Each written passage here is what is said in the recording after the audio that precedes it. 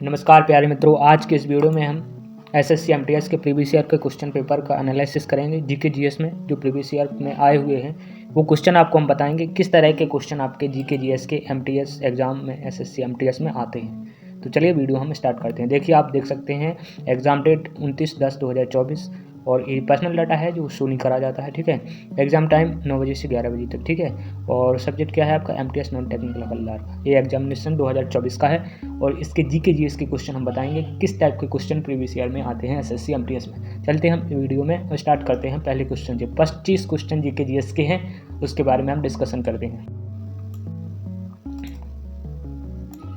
पहला प्रश्न ये रहा आपकी स्क्रीन के सामने। 1927 में औपनिवेशिक उत्पीड़न और साम्राज्यवाद के खिलाफ सम्मेलन कहाँ आयोजित किया गया था, जिसमें जवाहरलाल नेहरू ने भारतीय राष्ट्रीय कांग्रेस की ओर से भाग लिया था? ब्रिसेल्स, इसका आंसर है ब्रिसेल्स में भाग लिया था। क्वेश्चन नंबर 2 ये रहा आपकी स्क्रीन के सामने। निम्नलिखित में कौन सा पुरस्कार नृत्य में उत्कृष्टता के लिए नहीं दिया जाता? देख रहे हैं भाई कितना घुमाया है प्रश्न को।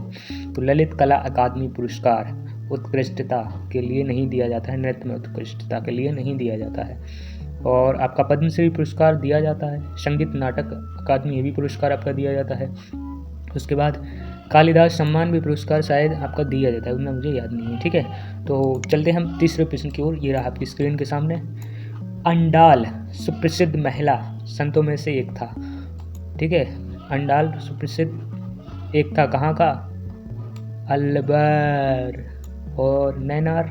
आपने सुना है इसका नाम? नहीं, ये भी नहीं है, ये भी बिल्कुल नहीं है। तो इस प्रश्न का राइट आंसर अलवर बन जाता है आपका। ठीक है, चलते हैं हम अगले प्रश्न की ओर, जो कि प्रश्न नंबर। अफगानिस्तान में अशोक शिलालेख अरामाइक और लिपियों में लिखे गए। अफगानिस्तान में अशोक के शिलालेख अरामाइक और ग्रीक लिपि में लिखे गए। अरामाइक और ग्रीक, इसका आंसर क्या हो जाता है आपका? ग्रीक लिपि में लिखे गए। ठीक है, प्रश्न नंबर 5। जनवरी 2023 में 9वीं बार बिहार के मुख्यमंत्री के रूप में किसी नीतीश कुमार को चुना गया? प्रश्न नंबर 6। हड़प्पा सभ्यता के विशाल स्नानघाट द ग्रेट बाथ पत्थरों या ईंटों को जोड़ने के लिए मुख्य रूप से चिनाई वाली किस सामग्री का उपयोग किया जाता है? जिप्सम का गारा किया जाता है। ठीक है, क्वेश्चन नंबर 7। पद्म पुरस्कार विजेता अर्जुन सिंह ध्रुवे निम्नलिखित में से किस लोक नृत्य से जुड़े हैं? पद्म पुरस्कार विजेता अर्जुन सिंह आपके बैगा नृत्य से जुड़े हुए हैं, लोक नृत्य से। Question number 8। परमाणु क्रमांक 59 वाला तत्व आवर्त सारणी के किस ब्लॉक में स्थित होता है? एफ ब्लॉक में। इस प्रश्न का किस किस को आंसर पता था कृपया कमेंट सेक्शन में जरूर बताइएगा। अगला प्रश्न है आपका 9वां। कीटो आहार निम्नलिखित में से कौन से पोषक तत्व की मात्रा है? ये है आपका उच्च मात्रा में वसा, पर्याप्त प्रोटीन और कम हाइड्रोटेट। ठीक है, चलते हैं अगले प्रश्न की ओर। नंबर 10। दुआरे राशन योजना जिसे उच्च न्यायालय द्वारा कानूनी रूप से अवैध घोषित किया गया, निम्नलिखित में से किस राज्य द्वारा शुरू की गई? पश्चिम बंगाल। चलते हैं प्रश्न की ओर 11। कर्नाटक संगीत की निम्नलिखित हस्तियों में से कौन कर्नाटक संगीत की त्रिमूर्ति के रूप में प्रदर्शित करता है? कौन? त्यागराज, मुथुट स्वामी दीक्षितर और श्यामा शास्त्री। प्रश्न नंबर 12 ये है। गांव में आयोजित 37वें राष्ट्रीय खेलों महाराष्ट्र ने कितने स्वर्ण पदक जीतकर पदक तालिका में स्थान हासिल किया? ये आपके 2026 में जरूर आ सकती हैं, 80। Question number 13। मैग्नोलिया और लॉरेल के पेड़ भारत में किस प्रकार के वन में पाए जाते हैं? पर्वतीय वन में ये पेड़ पौधे पाए जाते हैं। Question number 14। निम्नलिखित में से कौन सी भारत में एक फसल ऋतु नहीं है? कौन सी फैंग फसल ऋतु नहीं है? रबी होती है, खरीफ होती है, जायद होती है। ठीक है, चलते हैं अगले प्रश्न की। प्रश्न नंबर 15। भारत की जनगणना 2011 के अनुसार निम्नलिखित में से किस राज्य में बाल लिंग अनुपात 0 से 6 वर्ष की आयु के वर्ग में अधिक है? मिजोरम में। ठीक है, question number 16। ICC hall of fame में शामिल होने वाली पहली भारतीय महिला कौन थी? डायना एडुल्जी। राज्य योजना बोर्ड स्टेट प्लानिंग बोर्ड का अध्यक्ष कौन होता है? मुख्यमंत्री। प्रश्न नंबर 18। रविंद्र भराली किस पुस्तक के लेखक हैं? The forgotten forms of Hindustan music. ये आपके लिए बहुत इंपॉर्टेंट है, वो आपके 2026 पेपर में आ सकता है। लॉर्ड रिपन ने मजदूरों के कल्याण के लिए कौन सा सुधार आरंभ किया? देखिए, एक वायसराय से भी आपका एक प्रश्न बनता है, कारखाना अधिनियम।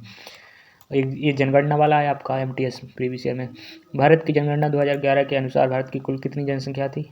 1.21 बिलियन। प्रश्न नंबर 21। पूरी रथ यात्रा उत्सव निम्नलिखित में से किस हिंदू पवित्र यात्रा के रूप में मनाया जाता है? भगवान जगन्नाथ की।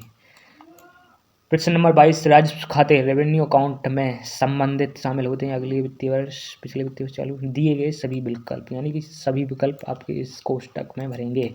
प्रश्न नंबर 23, निम्नलिखित में से कौन ए और बी को मिलान करते हैं? विटामिन ए मतलब रतौंधी, तो ए का डी से।